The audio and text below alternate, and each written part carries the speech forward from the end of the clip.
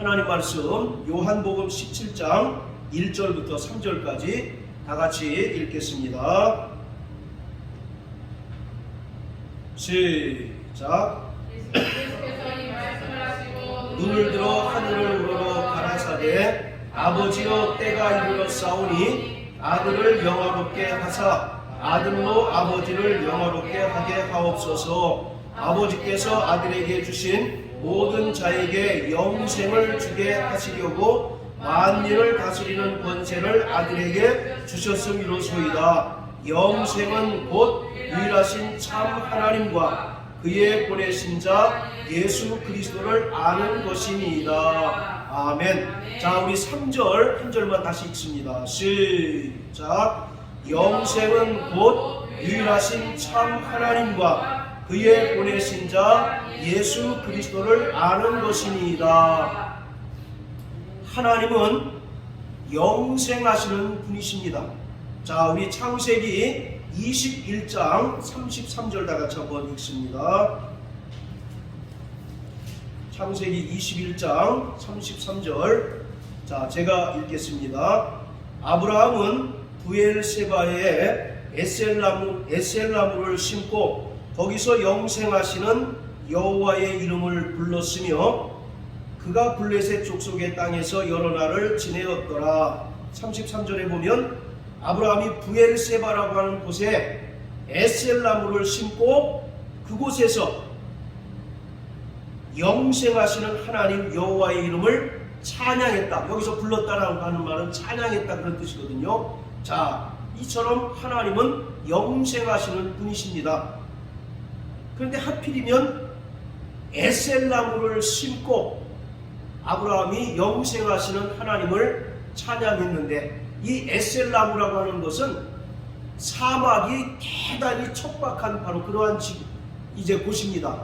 그래서 낮에는 40도까지 올라가고 밤에는 영하까지 내려가는 그러한 이제 곳입니다. 그래서 일반적인 식물은 살 수가 없고, 그리고 또 살더라도 그 수명이 길지 않는 것이 특징이랍니다.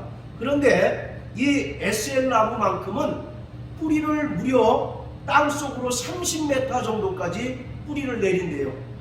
그렇기 때문에 이 에셀나무라고 하는 것은 강인한 생명력, 그리고 영원한 생명을 상징을 하고 있는 겁니다. 그래서 아브라함이 부엘세바라고 하는 이 척박한 곳에 생명력이 강인하고 또 영원한 생명을 상징하는 에셀나무를 심고 하나님의 이름을 어떻게 부릅니까? 영생하시는 여호와 하나님의 이름을 찬양했다라고 말씀하고 있는 거예요. 자, 이와 같이 하나님은 영생하시는 분이십니다. 이 영생하시는 하나님이라고 하는 말을 히브리어로 엘 올람 이렇게 얘기합니다. 따라하세요. 엘 올람. 예, 여호와 샬롬 무슨 뜻입니까?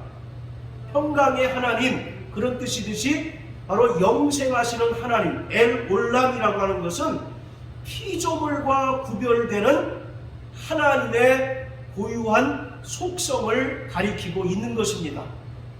피조물 중에는 영생하는 것이 없습니다. 그러나 하나님은 그가 지으신 피조물들과 달리 바로 영원하시고 영생하시는 하나님이심을 말하고 있습니다. 하나님의 영원한 생명은 결코 소멸되지 않는 참된 생명인 것입니다. 영생은 기본적으로 죽지 않고 영원히 사는 것으로 구원의 다른 표현인 것입니다. 예수님 당시에 유대인들도 영생에 대한 믿음이 있었습니다. 그런데 유대인들이 가진 영생에 대한 믿음과 오늘 요한복음에서 말하는 영생의 개념에는 분명히 차이가 있습니다. 우리가 일반적으로 생각하는 영생은 뭡니까? 죽지 않고 영원히 사는 것, 그리고 또 죽음 이후에 영원한 내세에서 영원히 사는 것, 그걸 보통 영생이라고 이야기하지 않습니까? 마찬가지로 예수님 당시에 그 유대인들도 보편적으로 영생에 대해서 어떻게 생각했느냐면 율법을 지킴으로써 의롭게 되고 마지막 날에 부활함으로써 내세에서 영원히 사는 것으로 그들이 생각하고 있었어요. 그리고 예수님 당시에 그 에세네파라고 있었습니다. 침례 요한이 소속되어 있었던 에세네파, 이 사람들은 주로 어떤 사람들이냐면 광야에서 금욕 생활을 하던 그러한 사람들이에요. 이 사람들은 바리새인들하고 조금 다른 영생의 개념을 가졌습니다. 그들은 육체의 죽음 이후에 영혼이 육체를 떠나서 자유롭게 하늘을 날아다니는 것을 영생이라고 생각을 했습니다.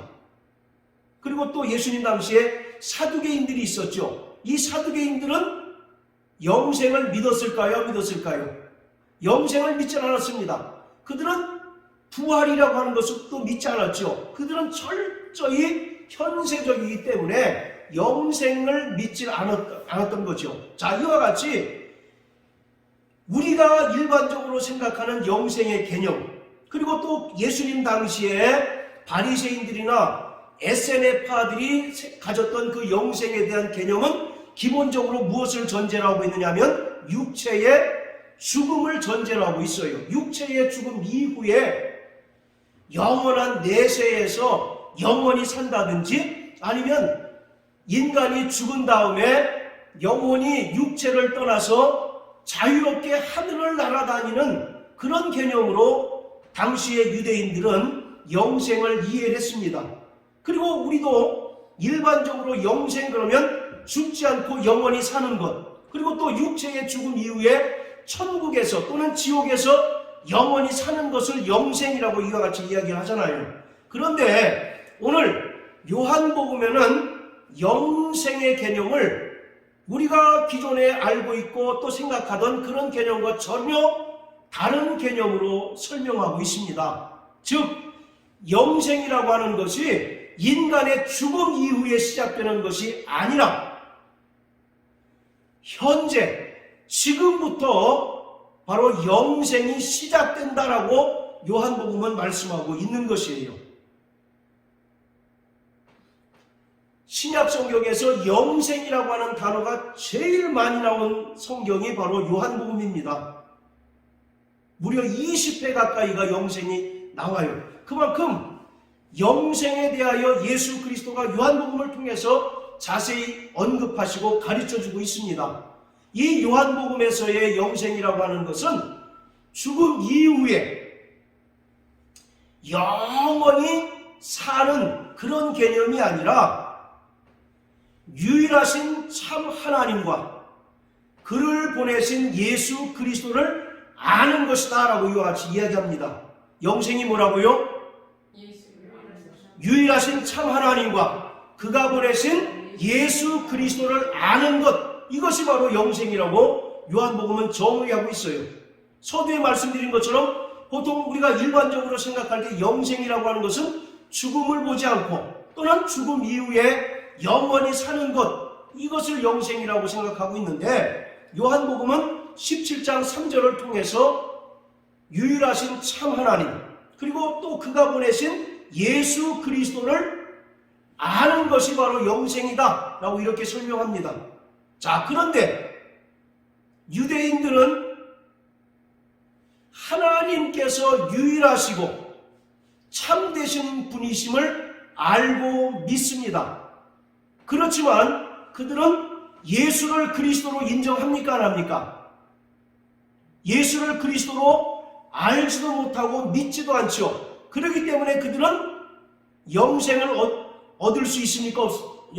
영생을 얻을 수 없습니까? 없어요. 영생을 얻을 수 없는 거예요. 그래서 요한복음 1장 10절에 보면 예수가 세상에 오셨으나 세상이 그를 알지 못하였다라고 이와 같이 이야기합니다. 영생이라고 하는 것은 하나님께서 유일하시고 참되심을 알 뿐만 아니라 그가 보내신 예수가 그리스도이심을 알고 믿는 것이 바로 영생이라고 설명하고 있습니다. 자, 여기서 하나님과 그가 보내신 예수 그리스도를 아는 것, 이 알다라고 하는 것, 지난주에도 설명을 드렸죠. 요한일서 2장에 보면 태초부터 계신 이를 너희가 알았으니요 라고 할 때 그 알다라고 하는 것은 단순히 지식적으로 아는 것이 아니라 성령을 통해서 경험적으로 아는 것이다 라고 말씀을 드렸던 것처럼, 우리가 하나님을 알고 또 그가 보내신 예수 그리스도를 안다라고 하는 말은 인간의 지식으로 아는 것을 말하는 것이 아니라 성령을 통해서 경험적으로 아는 것을 가리키고 있는 겁니다. 그리고 요한복음에서 이 아는 것은 바로 믿는 것과 동일한 개념으로 설명하고 있어요. 그러니까 아는 것은 곧 뭐 하는 겁니까? 믿는 것이에요. 따라서 영생, 곧 유일하신 참 하나님과 그가 보내신 예수 그리스도를 안다라고 하는 것은 하나님과 인간이 믿음을 근거로 해서 인격적인 관계를 맺는 것, 그것이 바로 영생인 것입니다. 그리고 그 영생은 인간의 육체의 죽음 이후에 시작되는 것이 아니라 언제 시작됩니까? 현재 여기서 시작되는 것이다 라고 단호하게 요한복음은 말씀하고 있어요. 그러므로 영생이라고 하는 것은 인간이 육체의 죽음 이후에 영원한 내세에 들어갈 것이라고 하는 확실한 약속을 받은 것뿐만 아니라 현재 영원하신 하나님과 친밀한 인격적인 교제를 나누는 것, 그것이 바로 영생인 것입니다. 예수 그리스도와의 인격적인 교제를 통해서 하나님의 자녀들인 성도들은 미래의 완전하고 영원한 주님과의 교제를 소망하면서 현재 여기서도 하늘의 생명을 미리 맛보는 삶을 살아가고 있는 것이에요. 하나님 아버지와의 영적인 인격적인 교제는 성도들로 하여금 죄악이 관영한 이 시대에서도 빛과 진리로 인도하실 뿐만 아니라 많은 시련과 또 환난 가운데서도 절망하지 않고 큰 소망과 기쁨이 충만한 삶으로 인도하고 있습니다. 예수 그리스도는 영생을 주시기 위하여 오셨습니다. 할렐루야. 요한복음 3장 16절에 하나님이 세상을 이처럼 사랑하사 독생자를 주셨으니 이는 저를 믿는 자마다 멸망치 않고 영생을 얻게 하려 하십니다 라고 말씀하고 계세요. 그래서 이 땅에 예수가 오신 목적은 바로 영생을 주시기 위하여 오셨습니다. 또한 하나님께서는 에베소서 2장 1절의 말씀과 같이 죄와 허물로 죽었던 죄인들을 살리시기 위하여 독생자 예수 그리스도를 이 땅에 보내주셨고 그를 믿는 자들에게 영생을 선물로 주셨습니다. 그렇기 때문에 영생이라고 하는 것은 죽음 이후에 고통이 없는 천국에서 영원히 사는 것만을 이야기하지 않습니다. 이 땅에서 예수 그리스도를 믿는 자는 이미 영생을 얻었습니다. 할렐루야. 그리고 심판을 받지 않게 되는 것입니다. 자, 우리 요한복음 5장을 다 같이 한번 보십니다. 먼저 요한복음 3장 16절 17절 다 같이 읽습니다. 시작. 하나님이 세상을 이처럼 사랑하사 독생자를 주셨으니 이는 저를 믿는 자마다 멸망치 않고 영생을 얻게 하려 하심이니라. 하나님이 그 아들을 세상에 보내신 것은 세상을 심판하려 하심이 아니요 저로 말미암아 세상이 구원을 받게 하려 하심이라. 바로 구원과 영생이라고 하는 것은 동일한 개념임을 우리가 알 수가 있죠. 자, 그리고 또 요한복음 5장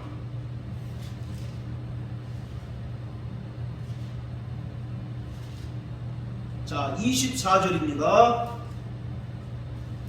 시작. 내가 진실로 진실로 너희에게 이르노니 내 말을 듣고 또 나 보내신 이를 믿는 자는 영생을 얻었고 심판에 이르지 아니하나니 사망에서 생명으로 옮겼느니라. 하나님을 믿는 자들은 영생을 이미 얻었다라고 말씀하고 있어요. 그러니까 이 요한복음에서 이야기하는 이 영생의 개념은 미래적인 개념이라기보다는 현재적인 개념으로 설명하고 있습니다. 이미 영생을 얻었다라고 하는 겁니다. 그렇기 때문에 영생이라고 하는 것의 출발점은 예수를 믿고 성령으로 거듭난 그 순간부터 우리가 영생을 살아가고 있는 것이에요. 아까 유대인들의 그 영생의 개념을 설명을 드렸죠. 그들의 영생의 개념은 마지막 그들이 고대하는 메시아가 와서 부활한 후에, 즉 육체를 벗은 후에 내세에서 영원히 사는 것을 영생이라고 생각하지만, 바로 이 요한복음에서 말하고 있는 이 영생은, 또 하나님께서 예수를 통해서 우리에게 주신 그 영원한 생명은 언제부터 시작되느냐면 예수를 믿고 성령으로 우리가 거듭날 때부터 영생이 시작되었다라고 이렇게 설명하고 있습니다.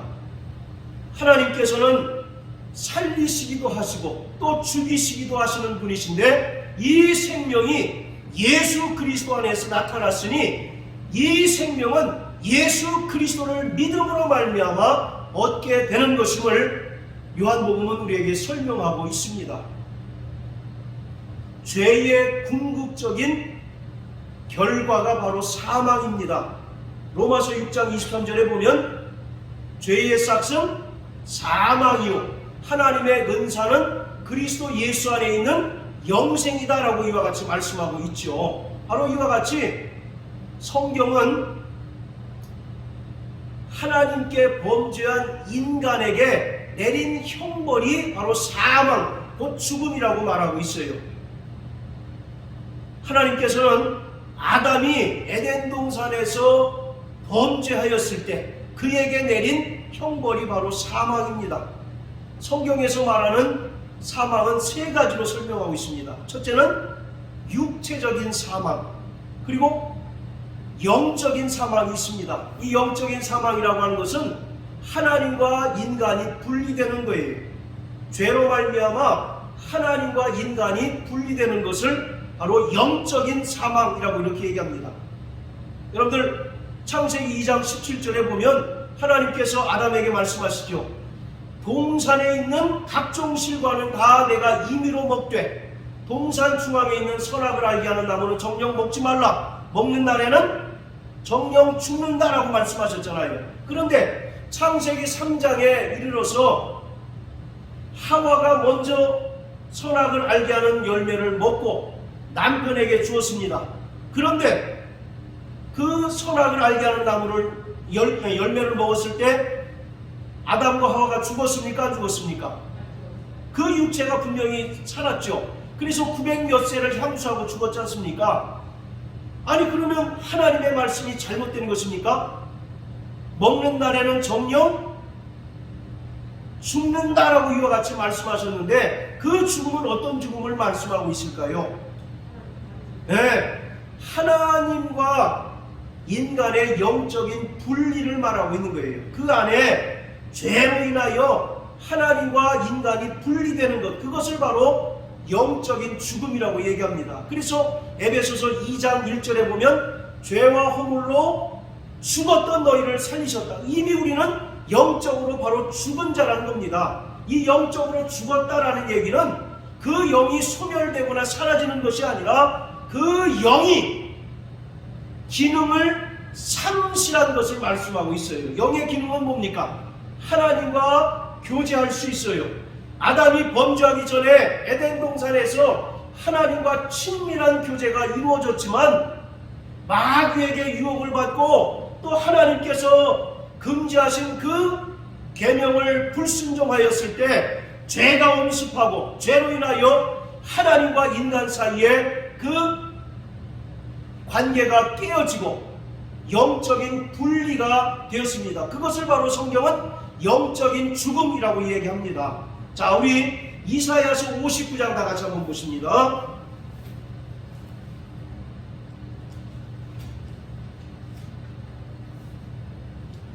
이사야서 59장,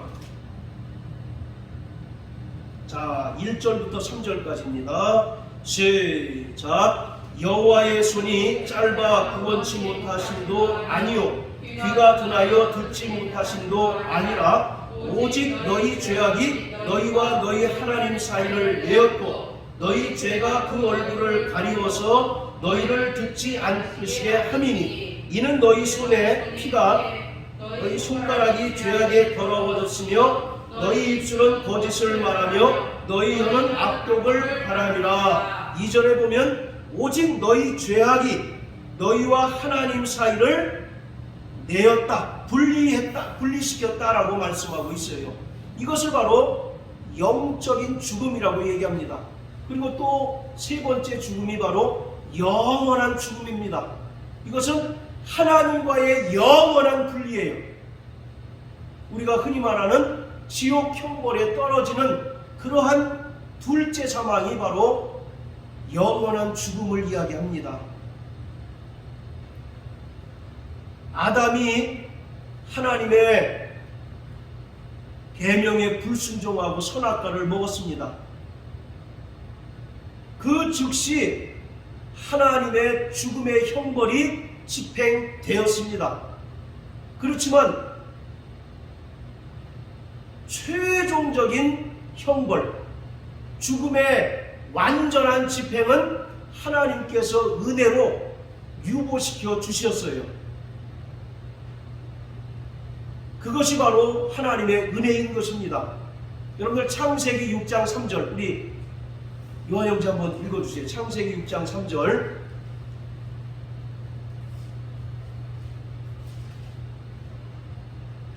여호와께서 가라사대 나의 신이 영원히 사람과 함께하지 아니하리니 이는 그들이 육체가 되리라. 그러나 그들의 날은 120년이 되리라 하시니라. 예, 바로 노아의 홍수 사건을 말씀하시면서 노아의 방주를 말씀하시면서 인간의 날수가 120년이다 라고 이렇게 말씀하신 것은 이것은 그 전에 인간이 1000년 가까이를 살았지 않습니까? 뭐 무두셀라 같은 사람은 969세를 살았는데 그 1000년 가까이를 살던 인간의 연수가 갑자기 120년으로 줄어든 것을 의미하는 것이 아니라 여기서 말하는 120년이라고 하는 것은 하나님께서 그 진노의 심판, 하나님의 최종적인 형벌을 유예하고 유보시킨 그런 기간을 이야기하고 있는 거예요. 그때 인간에게 뭐 하라는 겁니까? 회개하라는 겁니다. 그처럼 아담이 하나님의 말씀에 불순종하였을 때 이미 그 영혼은 어떻게 됐습니까? 하나님과 분리되는 영적인 죽음이 임했어요.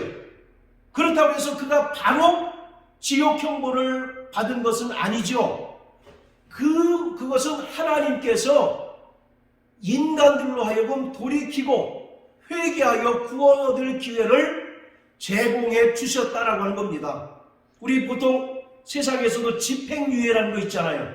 집행유예가 뭡니까?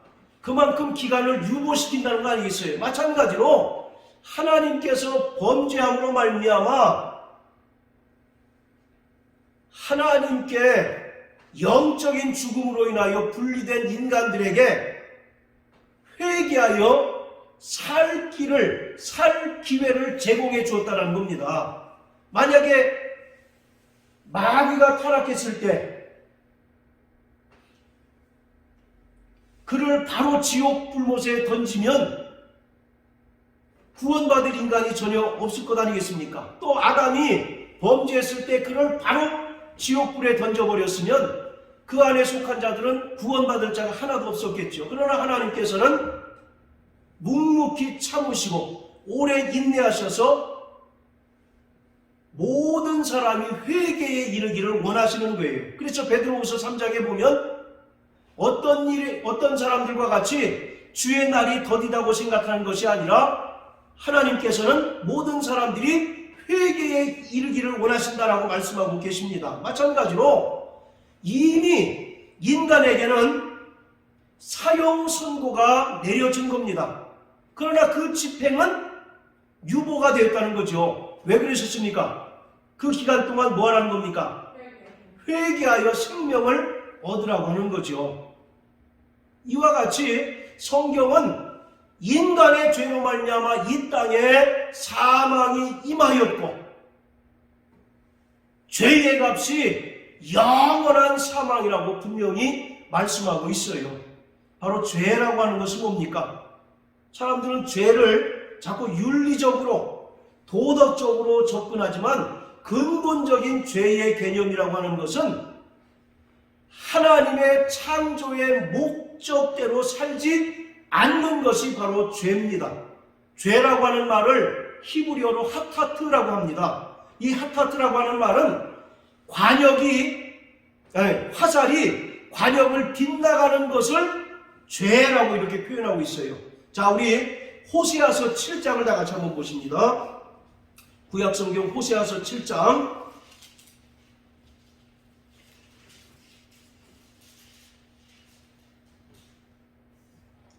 자, 16절 시작. 저희가 돌아오나 높으신 자에게로 돌아오지 아니하니 속이는 활과 같으며 그 방백들은 그 혀의 거친 말로 인하여 칼에 엎드러지리니 이것이 애굽 땅에서 조롱거리가 되리라. 속이는 활과 같다. 우리가 올림픽 같은 데서 보면 그 양궁 선수가 그 10점 관역을 정조준하고 쏘죠. 그러나 그 쏜 화살이 10점이 아니라 다른 곳을 이제 그 맞추는 경우가 비일비재한 것처럼 이 죄라고 하는 그 말의 본래의 의미는 관역을 벗어나는 것을 말합니다. 즉 하나님께서 인간을 창조하신 그 창조의 목적대로 살지 않는 것, 그것이 바로 죄인 것입니다. 그래서 하나님께서는 인간의 그 죄의 형벌로 사망을 선고하시게 된 거예요. 그래서 성경은 바로 세 가지 죽음에 대해서 이제 말하고 있다고 말씀드렸죠. 첫 번째, 육체의 죽음. 이 육체의 죽음이라고 하는 것도 죄의 결과입니다. 시편 90편 10절에 보면 인생은 70이요 강건하면 80인데 그 연수의 자랑은 수고와 슬픔뿐이다 라고 이와 같이 말씀합니다. 왜 수고와 슬픔뿐이냐면 바로 육체의 죽음 또한 하나님께 인간이 범죄한 그 결과이기 때문에 그래요. 전도서에 보면 솔로몬이 뭐라고 고백합니까? 첫 마디에 해 아래 모든 것이 다 헛되다 라고 이와 같이 이야기하잖아요. 모든 것이, 여러분들 솔로몬이 이 땅에 살아가는 동안 얼마나 큰 부귀영화를 누리며 살았던 자입니까? 그런데 죽음에 임박한 그 상황을 놓고 그가 고백하는 것은 해 아래 모든 것이 다 헛되다라고 말씀하고 있어요. 왜냐하면 이 인간의 육체의 죽음 자체도 바로 하나님께 범죄한 결과이기 때문에 그렇습니다. 또 히브리서 2장에 보면 우리가 마귀에게 속하여 죄의 종 노릇하죠. 죄의 종은 여러분 인간이 제일 두려워하는 게 뭡니까? 왜 열심히 일합니까? 왜 열심히 돈 벌어요? 근본적으로는 죽지 않기 위해서 하는 겁니다. 그렇지 않습니까? 바로 이처럼 인간이 제일 두려워하는 게 바로 죽음이죠. 죽음. 할머니들이 뭐라고 얘기합니까? 아이고 빨리 죽어야지. 근데 그 속내는 뭐예요? 진짜 죽고 싶은 마음이 있습니까? 그럼 죽으세요. 그럼 죽겠어요? 안 죽겠어요? 안 죽지요. 네, 마찬가지로 인간에게 있어서 가장 두려운 것이 바로 죽음입니다. 그래서 죽지 않으려고 먹고 죽지 않으려고 바로 일하고 있는 거죠. 이것은 바로 하나님을 떠난 인간에게 내린 형벌이기 때문에 그렇습니다. 그리고 두 번째로 말씀드린 것처럼 영적인 죽음이 있는데 이것은 인간의 인격과 인간의 본성이 하나님과 분리되는 것이에요.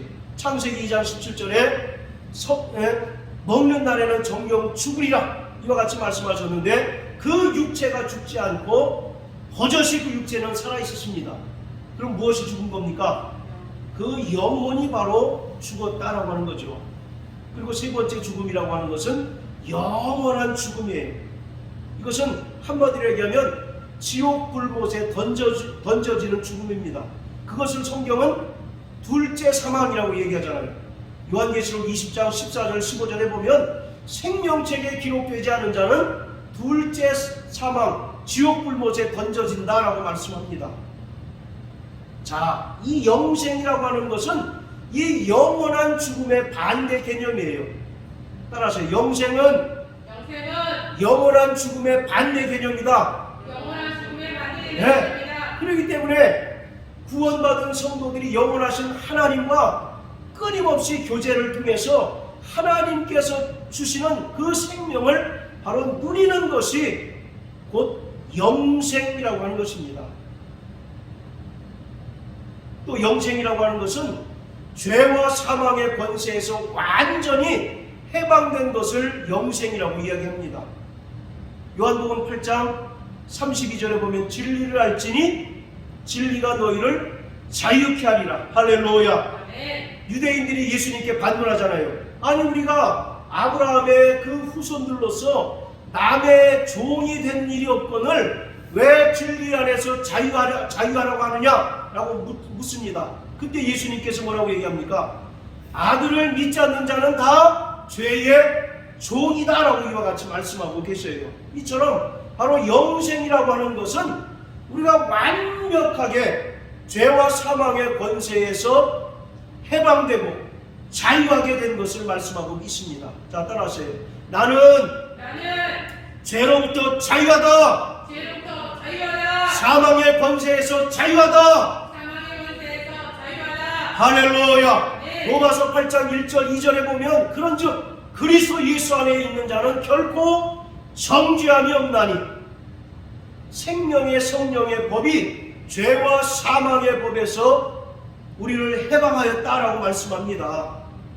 오늘 우리는 영생이라고 하는 것을 자꾸 미래의 개념으로 이해하는 것 자체가 바로 성경을 크게 잘못 보고 있는 거예요. 자, 여러분들께 한번 물어봅니다. 여러분들은 장차 영생할 존재입니까? 아니면 영생하고 있습니까? 진짜요? 그럼 영생은 어떻게 얻을까요? 성령으로 거듭남으로 우리가 영생을 얻게 되는 겁니다. 요한복음 3장 3절과 5절 말씀에 성령으로 거듭나지 않고서는 하나님 나라에 들어갈 수 없다라고 말씀하는 것처럼 우리가 거듭남으로 말미암아 영생을 얻게 되는 것이에요. 거듭나는 게 뭡니까? 쉽게 얘기해서 우리가 다시 태어나는 거예요. 과거에 죄인이었던 자연인으로 살아가던 자가 이제는 성령을 통해서 새롭게 태어나는 거예요. 그래서 필리핀에 가보면 카톨릭 신자하고 개신교를 구분하는 말이 본 어게인이라고 합니다. 본 어게인. 본 어게인이 무슨 말이에요? 다시 태어나다, 거듭나다가 아니겠습니까? 그러니까 카톨릭 신자 말고 개신교도들을 본 어게인이라고 그들은 지칭하더라고요. 이와 같이 영생을 얻은 자는 바로 거듭난 자입니다. 성령은 바로 생명의 영으로서 구원받은 자들에게 영원한 생명을 허락해 주십니다. 그리고 성령을 통해서 우리는 날마다 영생을 체험하게 되는 거예요. 요한복음 7장 38절 39절에 보면 예수님께서 초막절에 뭐라고 말씀하십니까? 나를 믿는 자는 성경의 이름과 같이 그 배에서 생수의 강이 흘러 넘칠 것이다 라고 말씀합니다. 그것은 뭘 가리키고 있습니까? 네, 성도들이 받을 성령을 가리키는 것이다 라고 말씀하잖아요. 바로 이와 같이 성령은 우리 안에 하나님의 생명으로 충만케 하시는 분이에요. 따라서 성령으로 거듭난 자는 성령께서 하나님의 영을 우리에게, 하나님의 생명을 우리에게 부어주심으로 말미암아 우리는 날마다 하나님의 생명, 영원한 생명을 누리며 체험하며 살아가고 있는 것입니다. 이렇게 이 땅에서 영생을 소유한 자들은 철저하게 하나님의 계명과 말씀에 순종하는 자입니다. 그리고 하나님의 생명을 소유한 자들은 반드시 풍성한 열매를 맺어야 합니다. 여러분들 요한복음 15장에 보면, 자, 우리 요한복음 15장 한번 다 같이 보실까요?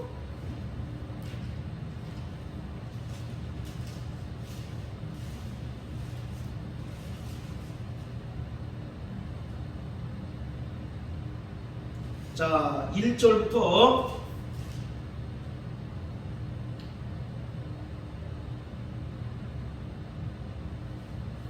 자, 8절까지 우리 김 집사님 한번 읽어주십시오. 내가 참 거듭나고요 내 아버지는 도동구라 무릇 내게 있어 과실을 맺지 아니하는 가지는 아버지께서 이를 제해버리시고 무릇 과실을 맺는 가지는 그 과실을 맺게 하려 하여 이를 깨끗게 하시느니라.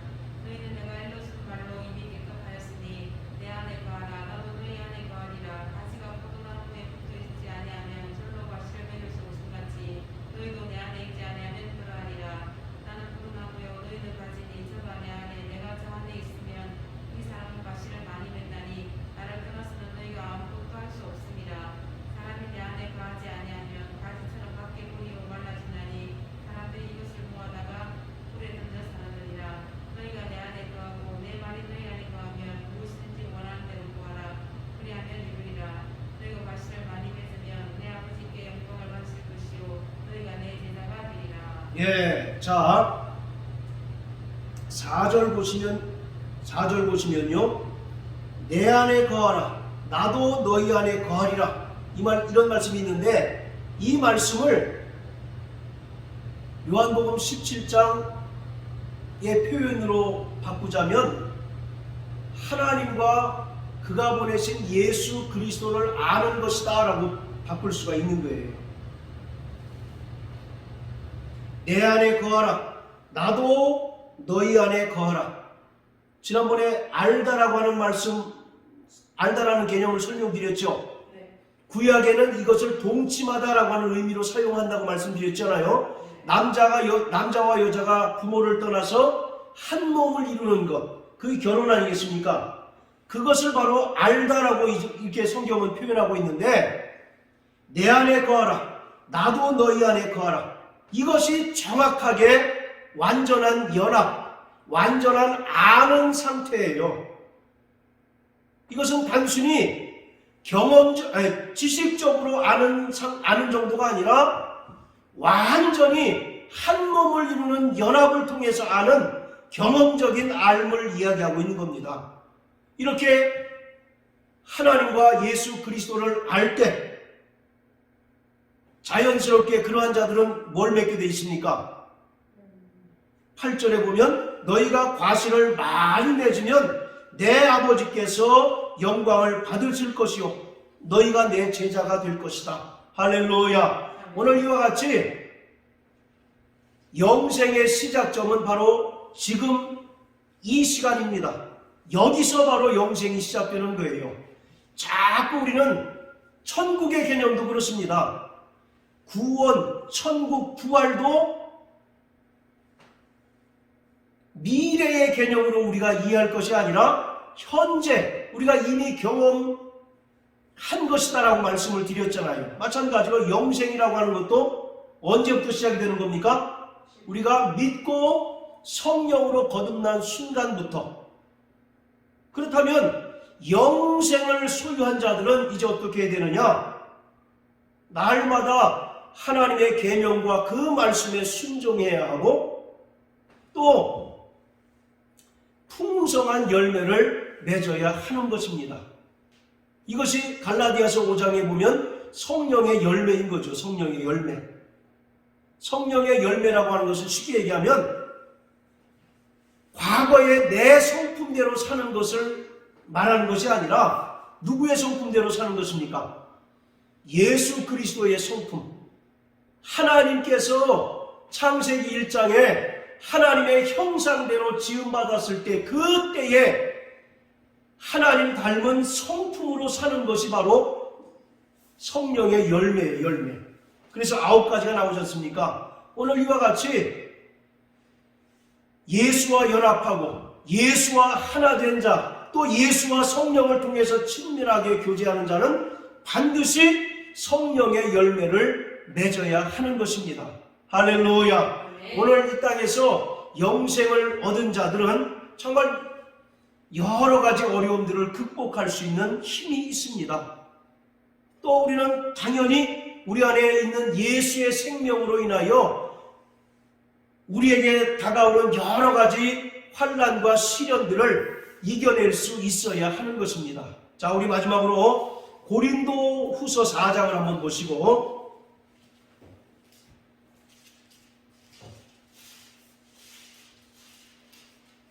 자, 고린도 후서 4장 7절부터 12절까지 읽습니다. 시작. 우리가 이 보배를 질그릇에 가졌으니 이는 능력의 심이 큰 것이 하나님께 있고 우리에게 있지 아니함을 알게 하려 함이라. 우리가 사방으로 우겨쌈을 당하여도 쌓이지 아니하며 답답한 일을 당하여도 낙심하지 아니하며 핍박을 받아도 버림받지 아니하며 거꾸로 뜨림을 당하여도 망하지 아니하고 우리가 항상 예수 죽인 것을 몸에 짊어짐은 예수의 생명도 우리 몸에 나타나게 하려 함이라. 우리 산자가 항상 예수를 위하여 죽음에 넘긴 것은 예수의 생명이 또한 우리 죽을 육체에 나타나게 하려 함이니라. 그런즉 사망은 우리 안에 역사하고 생명은 너희 안에 그런즉 사망은 우리 안에서 역사하고 생명은 너희 안에서 하느니라. 우리 안에 예수의 생명이 있습니다. 할렐루야. 예수의 생명이 있는 자들은 사망의 우겨쌈을 당하여도 또 답답한 일을 당하여도 낙심하지 않고 핍박을 받아도 버림받지 않고 거꾸로 뜨림을 당하여도 망하지 않습니다. 왜 그렇습니까? 우리 안에 있는 영원한 생명이 있기 때문에 그렇습니다. 예수 그리스도가 십자가에 달려 죽으시고 부활하심으로써 승리하셨을 뿐만 아니라 하나님께서 우리에게 영원한 생명을 주셨기 때문에 이 땅에서 영생을 누리는 자들은 사방의 우겨쌈을 당하는 핍박과 시련과 또는 경제적인 고난이 우리의 삶에 우겨살지라도 우리는 결코 낙심하거나 좌절하지 아니하고 모든 신앙적인 위기를 극복할 수 있는 힘이 있습니다. 우리 안에 예수의 생명이 있습니다. 할렐루야. 그 생명이 바로 참 우리를 저 영원한 하나님의 나라로 인도할 뿐만 아니라 그 생명이 우리가 이 땅에서 당하는 여러 가지 어려움들을 능히 극복할 수 있는 힘과 용기와 능력을 제공해 주기 때문에 그렇습니다. 자, 따라서요. 내 안에 예수의 생명이 있다. 요한복음 6장에 보면 내 살을 먹고 내 피를 마신 자는 영생을 얻었다라고 이와 같이 말씀하고 있습니다. 사랑하는 성도 여러분, 우리는 이미 영생을 얻은 자들로서 이 땅에서 하나님께서 주신 영원한 생명을 누리고 또 그 영원한 생명을 누리는 가운데 하나님께서 우리에게 주신 그 계명과 말씀에 순종하는 거룩한 삶을 사는 저와 여러분들 되시기를 주의 이름으로 축원합니다.